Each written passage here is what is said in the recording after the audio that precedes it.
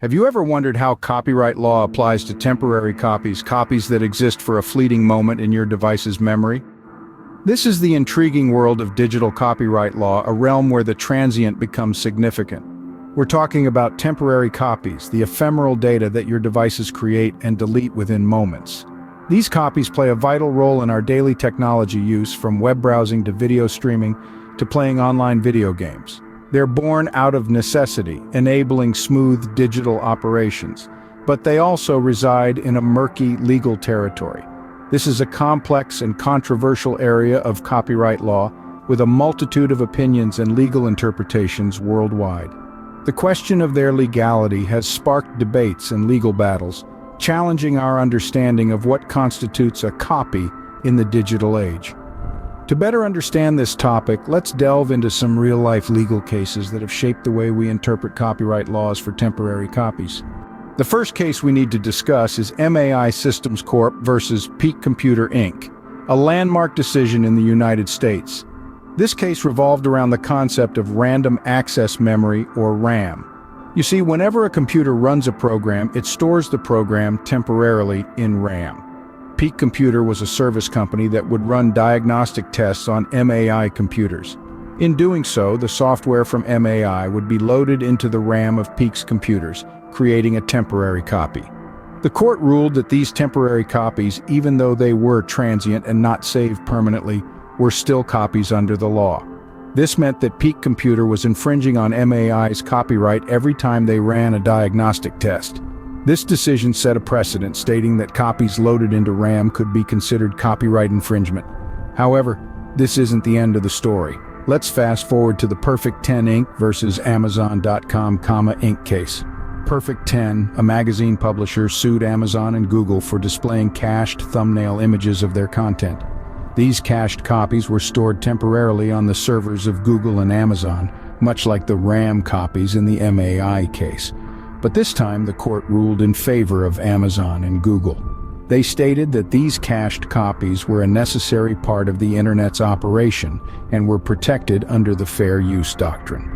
This was a stark contrast to the MAI case and showed a shift in how the courts viewed temporary copies.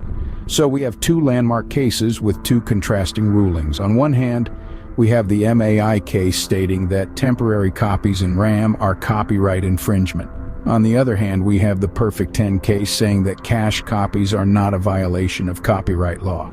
These cases raise more questions than they answer. So how do we navigate this murky legal landscape? Let's consider the world of online video games and streaming devices, where temporary copies are an integral part of the technology.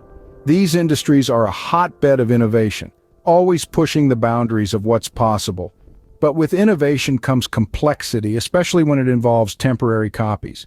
In the realm of online gaming, temporary copies are vital. They allow gamers to engage in real-time play, ensuring smooth, lag-free experiences. Similarly, streaming devices utilize temporary copies to buffer videos, providing seamless viewing experiences. However, these uses of temporary copies bring their own legal challenges. You see, the very act of creating a temporary copy could potentially infringe copyright laws.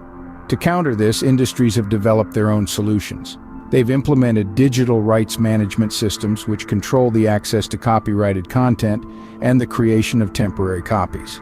While the tech industry adapts and innovates, the law is often left playing catch-up. So, where does all this leave us in terms of understanding the copyright implications of temporary copies?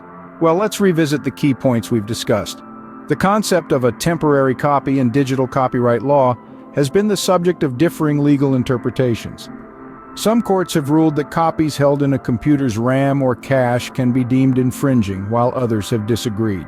This lack of consensus has led to landmark legal cases, each contributing to shaping our current understanding of the issue. The tech industry, always on its toes, has adapted to these legal challenges in remarkable ways.